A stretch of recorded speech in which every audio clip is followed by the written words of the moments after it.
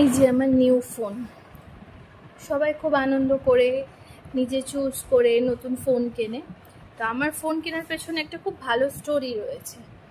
স্টোরিটা হচ্ছে আমার পুরনো ফোনটা, যেটা হচ্ছে কি এই ফোনটা, এটা এখানে আমি পরশুদিন রাতে চার্জে দিয়ে যাই।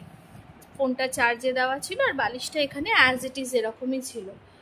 তো মাইলো কি ভাবলো, মাইলো ভাবলো মাম্মার তো বার্থডে আসছে, মাম্মা তো নতুন ফোন নিতে চায়ও না, তো তাহলে একটা কাজ করি, মাম্মাকে নতুন ফোনটা নিতে হেল্প করি। ওই জন্য ও এখান থেকে ঢুকে ভেতরে এসে এই বালিশটাকে সরিয়ে আমার ফোনটাকে নিচে নিয়ে দিয়ে একদম নতুন করে দিয়েছে। এই যে টাডা, আমার নতুন ফোন।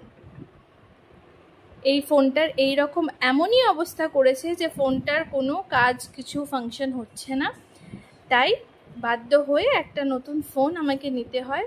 মানে বাধ্য হয়েই বলা চলে, কারণ এই ফোনটা আমার কোনো অসুবিধা ছিল না, তো এখন নেওয়ারও কোনো প্ল্যান ছিল না।